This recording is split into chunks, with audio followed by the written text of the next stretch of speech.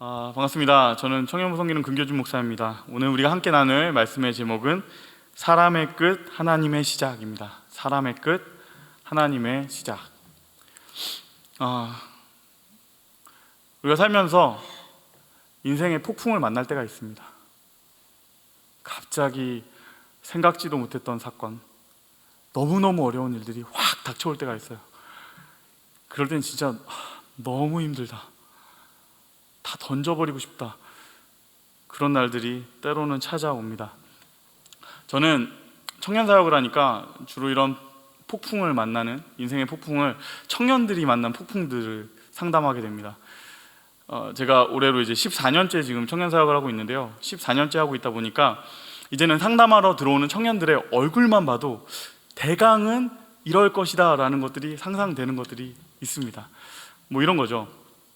문을 열고 딱 들어오는데요, 어깨가 축 처져 있고 힘이 하나도 없어요. 그럼 걔는요, 국가고시 준비하는 겁니다. 임용고시, 아니면 뭐 공무원, 아니면 뭐 그런 거 있잖아요. 그걸 열심히 준비하고 있는 친구들, 걔네고요. 막 세상 다 끝난 것처럼 막 슬픈 얼굴로 막 들어오는 애가 있어요. 여러분 뭔지 아시겠죠? 여자친구랑 헤어진 거예요. 남자친구랑 헤어졌고, 그럼 정말 세상이 끝난 것 같은 표정으로 걔네들은 들어옵니다. 그리고 또 와중에는요, 막 너무너무 화가 나서 들어오는 애들이 있어요. 문 딱 여는데 막 이렇게 들어오는 애들이 있거든요. 그리고 딱 오자마자 막 얘기하는 애들인데, 걔네들은 자기가 속해 있는 소모임에 문제가 있는 겁니다. 목사님, 그 오빠는 대체 왜 그런지 모르겠어요. 그 누나는 왜 그런지 뭐 이런. 그리고 가끔씩은요, 이게 복합적인 때가 있어요. 막 화도 나 있고, 막 슬프기도 하고, 무기력하기도 하고. 걔네들은 뭐냐면 대학원 간 친구들입니다. 이렇게 농담처럼 말했지만, 제가 이렇게 농담처럼 할 수 없는 내담자들도 가끔 있습니다. 제가 진짜 심각하게 받아들이는 내담자들이 있는데, 걔네들은 누구냐면요, 희미하게 웃으면서 들어오는 애들이 있어요. 희미하게 웃으면서, 분명히 지금 너무 힘들어가지고 죽겠다고 지금 들어온 거거든요. 상담하러 온 거란 말이에요. 그런데 얘네가 빙긋이 웃고 들어온다? 얘네는 뭐냐면 심각한 우울증에 있는 애들입니다. 우울증이요, 심해지면은 너무 슬퍼요, 너무 죽을 것 같아요, 이렇게 되는 게 아니고요. 어떻게 되냐면, 이제 그만해도 될 것 같은데? 이 정도면 괜찮지 않았나? 이제는 힘이 없는데? 나 그냥 TV 끄듯이 좀 끄고 싶은데? 이런 무기력함이 됩니다. 그리고 얘네들이 제일 위험합니다. 저한테 찾아오는 친구 중에서 막 진짜 막 죽을 상으로 찾아오는 애 있어요. 목사님 뭐. 걔는 절대 안 죽어요.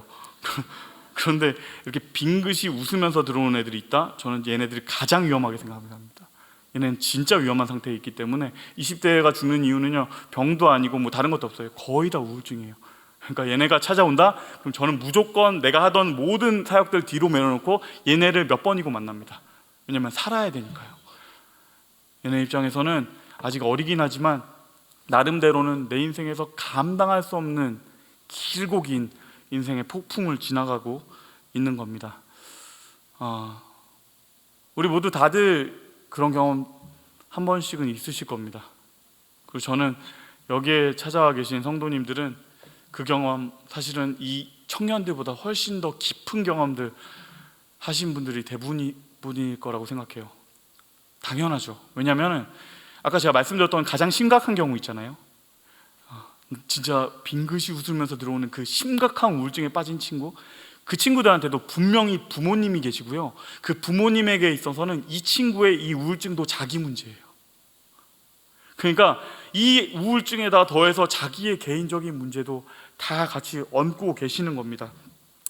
도저히 내 마음처럼 되지 않는 자식 문제, 아니면 뭐 남편 문제, 아니면 직장에서의 관계 문제, 아니면 진짜 너무 감당하기 힘든 것들은 뭐가 있을까요? 건강의 문제, 갑자기 찾아온 불치병, 이걸 나는 어떻게 해야 될지 모르겠고, 아니면 뭐 사업에 실패하셨거나 퇴직하신 분들, 보증 서신 분도 계시고, 배신한 친구를 경험하는 때도 있습니다.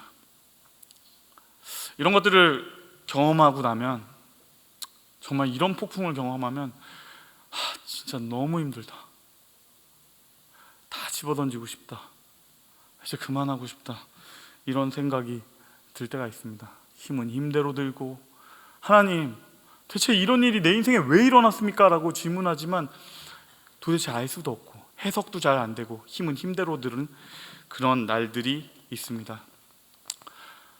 오늘 본문 속에 제자들도 그 상황 속에 있습니다. 폭풍을 만났습니다. 갑자기 엄청나게 비가 치고 엄청나게 노력은 하고 있어요. 죽을 똥살똥 노를 젓고 있고 한데 아무것도 되는 건 없어요. 이 폭풍은 내가 감당할 수도 없고 깜깜한 밤이기만 하고 애만 쓰고 뺑뺑이 도는 것 같은 그런 시간입니다. 여러분, 이렇게 제자들이 만난 폭풍 이야기, 이거는 2000년 전에 있었던 한 번의 그냥 사건일까요? 성경 속의 한 번의 이야기일까요? 그렇지 않습니다. 이들이 경험했던 폭풍 이야기 가운데 우리가 경험하는 인생의 폭풍의 원형이 들어 있습니다. 그래서 오늘은 이 폭풍 이야기를 좀 자세히 한번 돋보기를 대고 들여다보려 합니다. 그러기 위해서는 어디로 갈 거냐면요, 제일 먼저 이 폭풍 직전으로 가려고 합니다. 41절 말씀입니다. 함께 읽겠습니다. 시작. 예수께서 떡 5개와 물고기 2마리를 가지사 하늘을 우러러 축사하시고 떡을 떼어 제자들에게 주어 사람들에게 나누어 주게 하시고 또 물고기 2마리도 모든 사람에게 나누심에 다 배불리 먹고 남은 떡 조각과 물고기를 12바구니에 차게 거두었으며 떡을 먹은 남자는 5,000명이었더라. 아멘. 여러분, 이게 뭔지 아시죠? 폭풍 직전에 있었던 사건은 오병이어 사건이에요. 폭풍 직전에 오병이어 사건이 있습니다. 여러분, 오병이어는요 모든 복음서에서 다 기록하고 있는 사건이에요. 그렇다는 얘기는 제자들의 기억 속에서 잊혀질 수 없는 사건이었다라는 것이고요.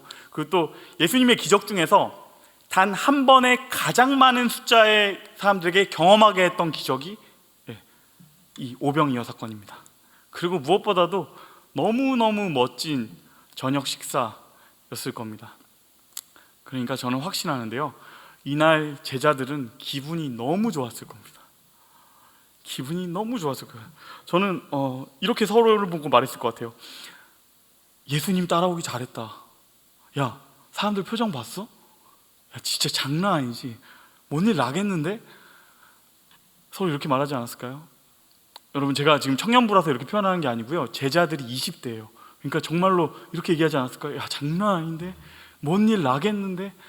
제자들 기분이 너무 좋고 막 기대감에 꽉 차 있는데 예수님이 갑자기 얘기하십니다. 45절 말씀입니다. 예수께서 즉시 제자들을 재촉하사 자기가 무리를 보내는 동안에 배 타고 앞서 건너편 벳세다로 가게 하시고 너희는 건너편으로 가라, 이 바다를 건너라 라고 얘기하시죠. 야, 이제 뭔가 일이 일어날 것 같은 때, 이제는 막 장밋빛 미래가 쫙 펼쳐질 것 같은 이때 예수님께서 갑자기 너희는 가라, 건너편 바다로, 벳세다로 지금 배 타고 가라, 바다로 보내버립니다. 그리고 예수님 쏙 빠지세요. 뭔가 쎄하죠. 아니나 다를까 바다에 바람이 불기 시작합니다. 48절 말씀인데요, 48절 말씀에 하이라이트 된 부분 함께 읽겠습니다. 시작. 바람이 거스름으로 제자들이 힘겹게 또 젖는 것을 보시고. 폭풍이 옵니다. 갑자기 파도가 치기 시작합니다. 비가 억수같이 쏟아지는 감당이 안 되는 폭풍이 찾아옵니다. 제자들이 힘겹게 노를 젓습니다. 한번 여러분 이 장면 한번 자세하게 상상해 보세요. 2000년 전에도 노는 있었습니다. 노가 아니죠. 돛이 있었습니다.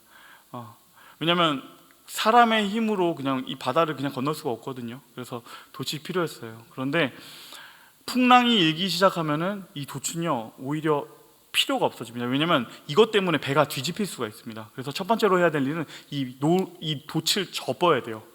그리고 이 돛을 접었다는 얘기는 그 다음에 바로 이어지는 것은 이제부터는 사람의 힘으로 해야 된다는 얘기입니다. 이제 내 힘으로 노를 꺼내서 저어야 되는 시간이 시작이 됩니다. 이제는 죽어라 노를 져야 되는데 이때 하는 노젓기는요 어디로 가기 위한 노젓기가 아닙니다. 그냥 뒤집히지 않기 위한 노젓기에 가깝습니다. 파도가 미친 듯이 치는데 몇 시간이고 파도가 치는 반대 방향으로 노를 젓습니다. 한 걸음도 나가지 못하고 제자리에서 노를 계속 젓습니다. 살아남기 위해서. 밤은 계속 어두워지고요, 비는 미친 듯이 내려가지고 배 안에 물은 계속 찹니다. 몇몇 사람들은 막 소리를 지르면서 물을 계속 퍼내야 했을 겁니다. 계속 퍼내고 노는 있는 대로 힘껏 짚고 있지만 이게 언제 끝날지도 모르고, 이러다 우린 죽겠다 싶은, 애는 쓰지만 뭐 하나 되는 것도 없는, 시간이 얼마나 흘렀는지도 모르겠는, 그래서 마음에 그런 생각 드는 것이죠. 이 바람이 좀 멎었으면 좋겠다. 이건 대체 언제 끝나는 거지? 이 비가 멎었으면 좋겠다. 이게 폭풍이에요. 여러분, 제자들이 만난 이 폭풍을 통해서 우리는 우리 삶에 찾아오는 폭풍의 특징들을 볼 수가 있습니다. 폭풍의 특징은 세 가지예요. 첫 번째는 폭풍을 경험하는 주체입니다. 나 혼자인 것 같아요. 나 혼자. 예수님, 폭풍이 찾아온 그 순간엔 예수님 안 계신 것 같아요. 늘 내 곁에 계시던 주님이 폭풍이 찾아온 그 순간엔 내 곁에 안 계십니다. 안 보입니다. 그냥 너무너무 힘든 내 경험만 남습니다. 나를 집어삼킬 것 같은 파도만 보이고요, 막 미친 듯이 돌고 있는 그 바람만 보입니다. 그저 새카만 밤에 혼자 있는 것만 같습니다. 폭풍의 특징 첫 번째, 혼자 있는 것 같다. 두 번째는 폭풍 속의 감정입니다. 억울하고 서럽습니다. 오늘 본문 속에 있는 제자들은 더더욱 그랬을 것 같아요. 왜냐하면 예수님이 가라고 하셨잖아요. 지금 예수님이 가라고 하셔서 가고 있는 건데 이게 왜 일어난 거지? 너무 억울해요. 너무 서러워요. 내가 잘못해서 찾아온 폭풍이 아니잖아요. 그러니까 너무 어려워요. 우리 가운데 찾아오는 천재지변 같은, 사고 같은 이런 폭풍들은 우리가 이걸 어떻게 해석해야 될지 모를 때가 태반입니다. 그래서 억울하기만 엄청 억울하고 너무 힘들고 서럽고 그렇습니다. 그래서 두 번째로 너무 서럽고 억울하다. 그리고 세 번째로는 폭풍의 기한입니다. 이 폭풍이 언제 끝날지를 모릅니다. 폭풍은 그냥 정말 갑작스럽게 찾아오고 언제 끝날지도 모릅니다. 오늘 제자들의 경우에는 그들이 지금 최고로 잘 나가고 있을 때 폭풍이 찾아왔죠. 이제 됐다 싶을 때 폭풍이 찾아왔죠. 근데 그렇게 폭풍은 찾아오고 언제 끝날지를 모릅니다. 여러분, 기한이 정해져 있는 고생, 이거는요 우리가 폭풍이라고 말하지 않습니다. 기한이 정해져 있는 고생, 우리는 이것을 직업이라고 부릅니다. 이것이 끝나면 월급이 나오죠. 그런데 폭풍은 그렇지 않아요. 나를 트럭처럼 쳐버리고 가는 이 사건이 언제 끝날지 우리는 도저히 알 수가 없습니다. 세 가지의 특징입니다. 예수님 안 계신 것처럼 혼자서, 그리고 너무너무 서럽고 억울하게, 그리고 언제 끝날지도 모르는 폭풍. 제자들이 그 폭풍 속에 있습니다. 그리고 여기서 그들이 겪고 있는 이 시간대가 또 중요합니다. 48절 말씀을 한번 다시 보시죠. 여기서 하이라이트 된 부분, 그 시간, 밤 사경이 중요합니다. 제자들은 밤 사경까지 노를 젓고 있었습니다. 여기서 밤 사경은요 새벽 3시부터 6시까지의 시간입니다. 성경에서는 그냥 툭 가볍게 간단히 적어놨지만 지금 제자들은 생사의 고비를 지나고 있는 겁니다. 오병이어의 기적을 마치고 저녁 식사 끝나고 출발했으니까 적어도 지금 제자들은요 6시간 동안 이 사투를 벌이고 있는 거예요. 6시간이에요 6시간. 제가 헬스를 하러 가면요 제가 러닝머신을 한 20분 정도 뜁니다. 전 진짜 막 죽어라, 전 좀 약간 확 달리는 걸 좋아해서 일단 15 이렇게 놓고 뛰거든요. 막 뛰어갑니다. 막 뛰다가 진짜 이제 심장이 터질 것 같고 20분 한참 넘은 것 같다 하고 딱 보면 7분 지났어요. 그래서 막 다시 한번 힘을 내가지고 죽어라 이제 왔다, 4점이 왔다, 막 이제 세컨드 윈드 불러오고 나 이제 끝났다 30분 넘었다 딱 보면 3분 지났어요. 여러분 생각해 보세요. 6시간이에요 죽을 힘을 다해서 살기 위해서 젖는 6시간. 다들 아시겠지만 지금 배에 타 있는 이 제자들이요, 베테랑 뱃사람들입니다. 베드로, 야고보, 요한, 이 사람들은요 바다에서 나고 자란 베테랑 어부들이에요. 그러니까 살면서 웬만한 태풍들 다 겪어봤을 겁니다. 웬만한 태풍들 어떻게든 다 해봤는데 이 밤 사경이라는 것은 이들도 감당할 수 없는 시간인 겁니다. 내가 있는 나의 방법들 다 있죠. 그거 다 동원해도, 내가 가진 어떤 모든 방법을 통해도 안 되는구나, 내가 아무리 애를 써도 안 되는구나, 그것을 절감하는 시간, 내가 아무리 해도 안 되는 시간, 그것이 밤 사경입니다. 어부로서의 자신의 지식과 경험을 모두 다 내려놓는 시간, 그것이 밤 사경입니다. 우리의 인생에도 이런 폭풍이 옵니다. 밤 사경. 이 시간은 바로 내 경험, 나의 지식, 나의 커리어, 이게 모두 다 무너지는 시간입니다. 하나님이 그때까지 기다리십니다. 사람들은 모두 다 각자 다 나름의 자기의 방법이란 게 있어요. 자기의 성공 공식이란 게 있죠. 이렇게 하면 해결되더라는 게 있죠. 그 첫 번째 공식을 대입해서 이걸 해결하려고도 해보고, 이게 안 되면 플랜 B도 있고, 그 플랜 B가 안 되면 그때는 꼼수도 있어요. 그런데 사경까지의 폭풍은 그런 경험들 다 무너뜨립니다. 하나님은 그때까지 기다리세요. 혹여라도 내가 잘나서 그런 거야 라고 말할 수 없도록 그때까지 기다리세요. 우리의 힘이 다 빠질 때까지 하나님은 기다리세요. 이런 인생의 폭풍을 지나는 이야기, 이런 지금 신약에서의 이런 이야기가 있지만요, 조금 더 우리에게 절절하게 와닿는 인생의 폭풍을 지나는 사람들의 이야기가요, 구약에도 있습니다. 대표적인 사람을 한 명 데려왔는데요, 그 사람의 이름은 룻입니다. 룻기 1장은요 룻과 나오미의 순환에 대한 이야기입니다. 흉년을 만나요. 갑자기 태풍이 찾아온 거죠. 흉년을 만나서 먼 외국으로 떠납니다. 그래서 거기서 뭔가 새로운 걸 시작하려고 했는데 그곳에서는요 자식들이 다 죽고, 그리고 거기서 결혼했던 룻을 만나죠. 이 룻의 경우에서는 남편이 죽고요, 자식이 생기기도 전에 갑자기 남편이 죽고 나는 생과부가 돼요. 그리고 룻은 이후에는 이제 시어머니를 따라서 먼 외국인 베들레헴 땅에 오게 됩니다. 얼마나 기구한 인생입니까? 얼마나 파도 많은 인생이에요. 계속해서 끊임없이 태풍이 몰아치는 그런 인생, 그걸 살고 있죠. 그가 베들레헴에 찾아왔을 때 어떤 기분이 들었을까를 한번 생각해 보니까 마음이 답답해요. 내가 여기서 뭘 해야 되지? 어떻게 살아야 되지? 끝나지 않는 것 같은 인생의 폭풍 가운데 이 두 여인이 있습니다. 1장은 내내 그런 이야기예요. 인생의 태풍을 만난 룻하고 나오미가 너무너무 고생하고, 그 태풍 속에서 고생하고, 그리고 이제는 베들레헴으로 아무것도 없이 별로 큰 미래가 있지도 않은 상태로 찾아온 이야기, 거기까지가 1장이에요. 그런데요 2장은 시작이 이렇습니다. 1절의 말씀을 우리 함께 읽겠습니다. 시작. 나오미의 남편 엘리멜렉의 친족으로 유력한 자가 있으니 그의 이름은 보아스더라. 아멘. 2장은 보아스에 대한 소개로 시작됩니다. 여러분, 원래 자연스러운 스토리대로라면요 지금 무슨 이야기가 이어져야 되냐면 1장이 이어서 베들레헴에 와서 고생하는 나오미와 룻의 이야기가 시작이 돼야 됩니다. 그런데요 2장 1절은 보아스를 소개합니다. 갑자기 뜬금없이. 이것은 하나님께서 일부러 좀 의도적으로 이거 보라고, 너 이거 좀 보라고 끼워 넣으신 것입니다.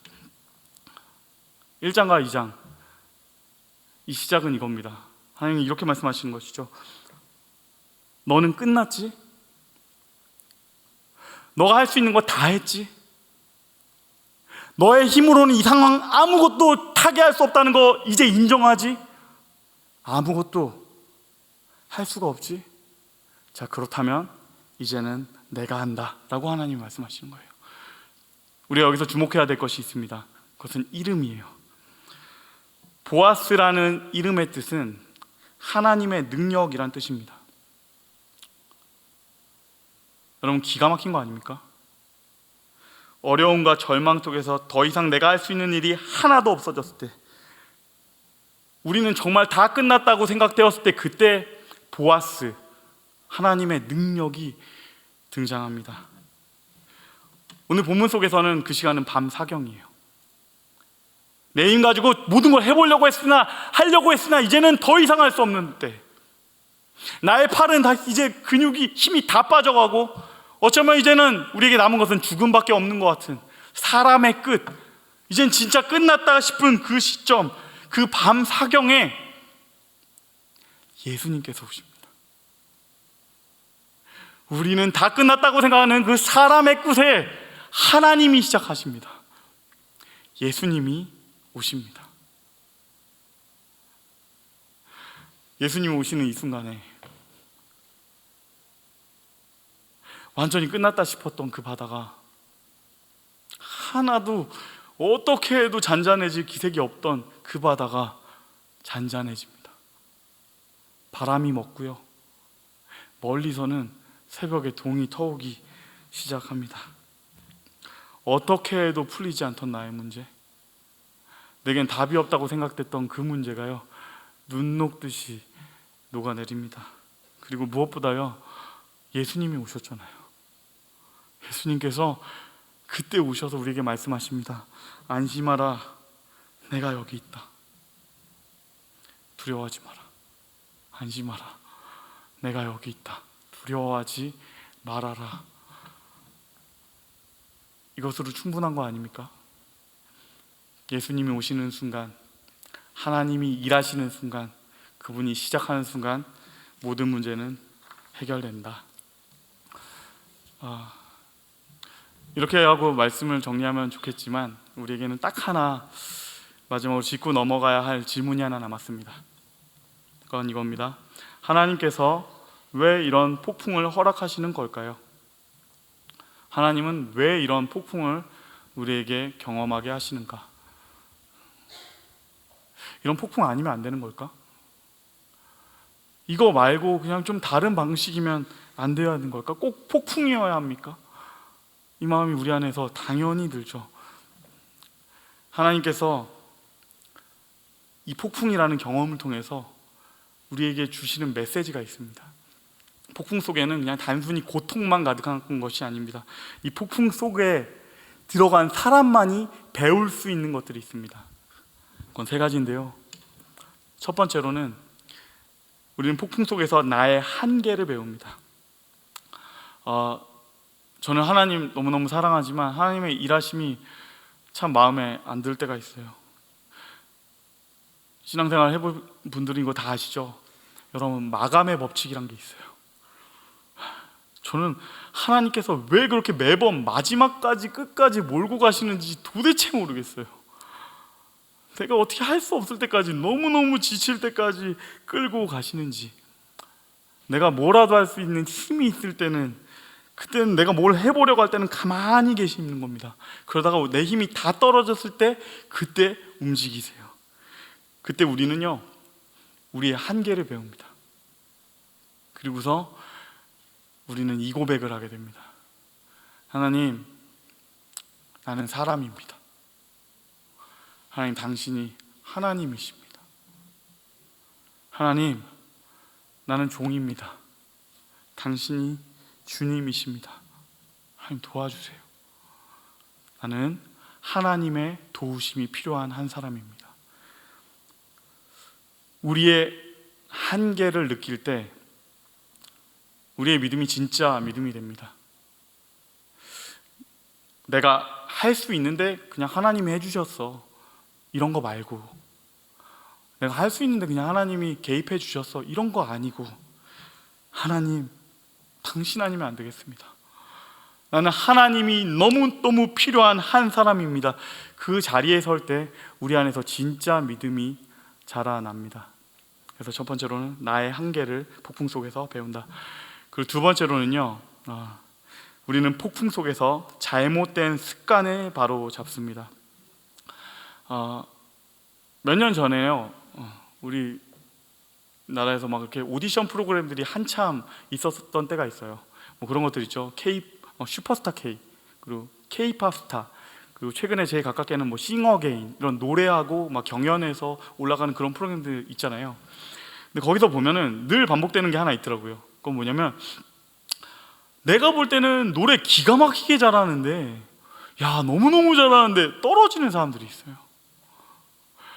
저 사람이 왜 떨어졌지 싶은데요, 이 심사위원들, 진짜 전문가인 사람들은요, 이 사람들이 꼭 한 번씩 지적을 합니다. 그 이유는 뭐냐면 늘 한 가지예요. 나쁜 버릇이 있다는 겁니다.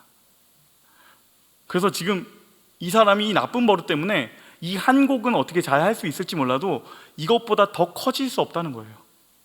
다른 노래는 이렇게 소화할 수 없다는 거예요. 나쁜 버릇이 있다라고 말합니다. 그리고서 그들이 떨어져요. 신앙에 있어서도 그런 것이 있는 것 같습니다. 우리에게 나쁜 버릇들이 있습니다.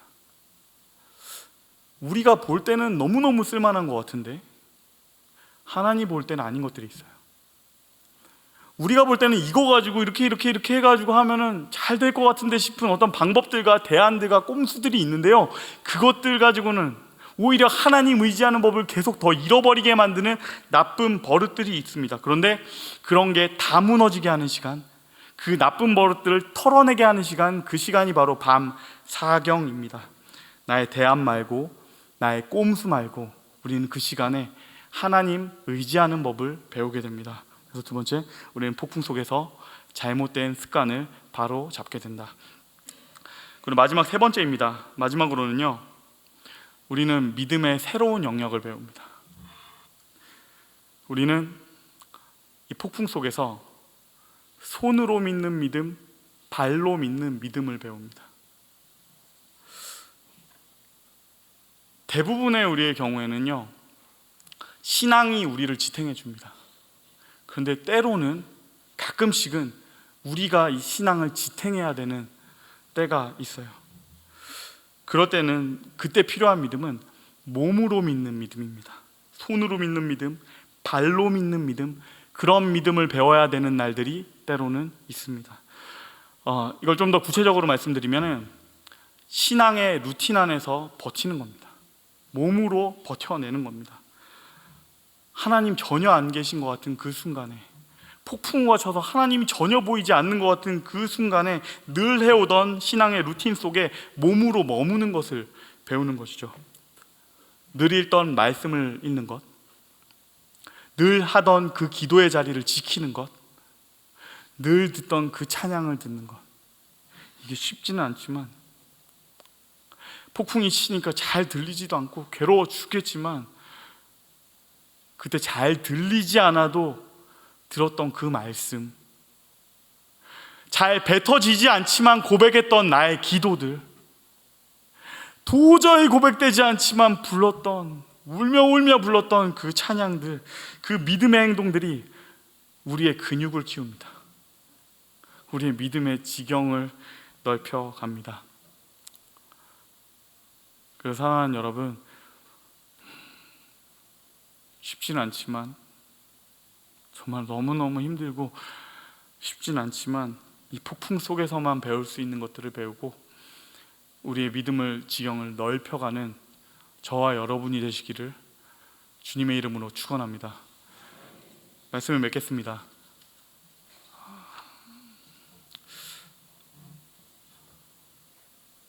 오늘 우리는 말씀을 통해서 배웠습니다.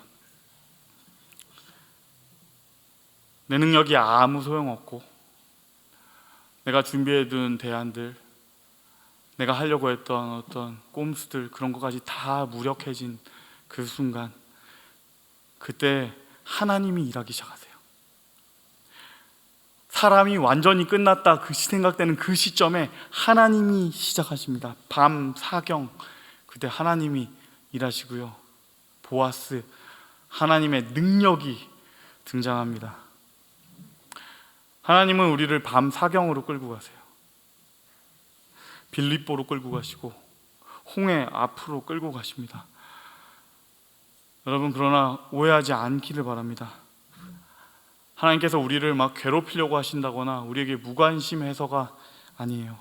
하나님께서 그 순간에 비웃듯이 우리를 바라보고 계신 것, 그거 아닙니다. 여러분, 제자들이 헤매고 있던 그 밤, 그 바다에서 예수님이 어떻게 걸어오셨을 것 같으세요?